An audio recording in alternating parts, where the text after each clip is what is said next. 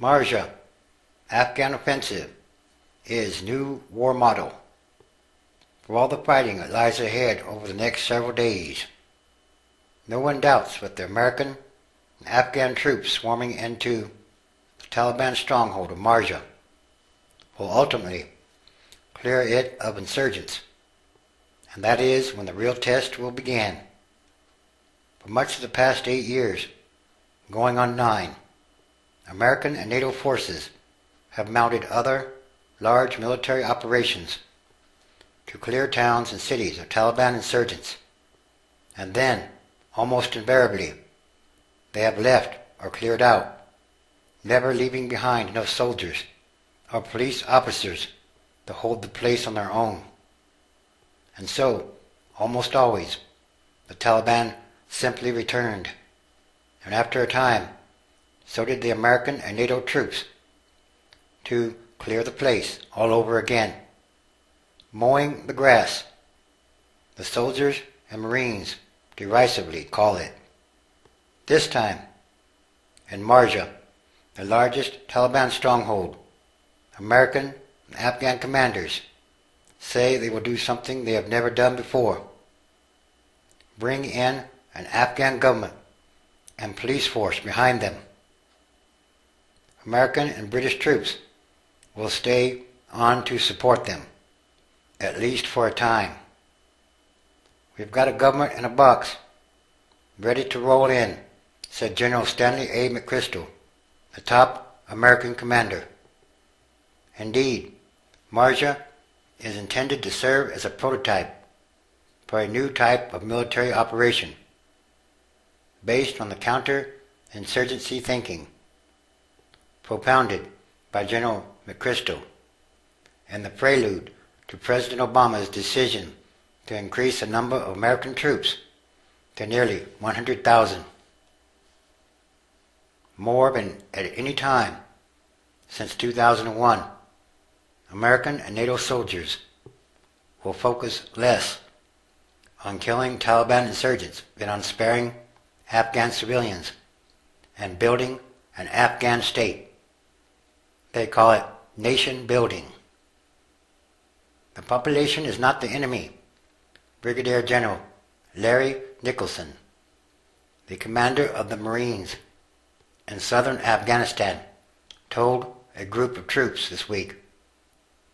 The population is the prize. They are why we are going in.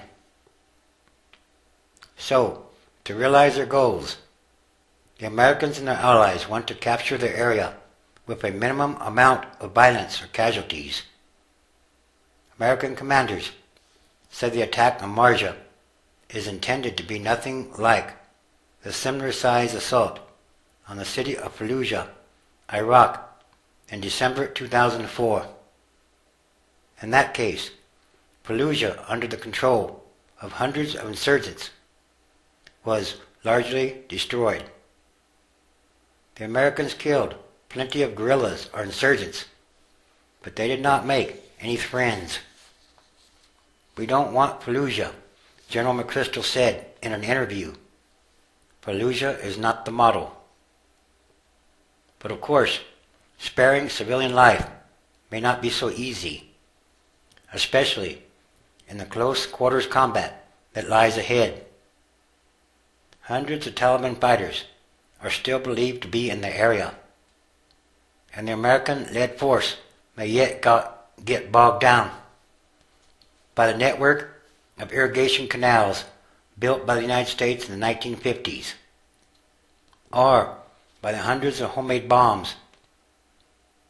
The chief worry among both American and Afghan commanders is that if a large number of civilians are killed, the Afghan government, including its sometimes erratic president, Hamid Karzai, could withdraw its support. The Americans are hoping too that the largely Afghan composition of the invading force, approximately 60% of the total, will give Mr. Karzai's government sufficient cover if anything goes wrong, theoretically. But at some point, the operation will end. And when it does, General McChrystal has set goals for the Americans and the Afghans that are less dramatic, but far more ambitious than fighting. For the first time, NATO and Afghan officials have assembled a large team of Afghan administrators and an Afghan governor that will move into Marja the moment the shooting stops. More than 1,900 police are standing by. Of course, setting up a government in this impoverished country is no small task. Across Afghanistan, the Afghan government and its police are reviled for their inefficiency and corruption. We want to show people that we can deliver police and services and development. We want to convince the Afghans that the government is for them, said the Deputy Chief of Staff of the Afghan Army. At a broader level, the attack on Marja is the first move in an ambitious effort to break the Taliban in their heartland.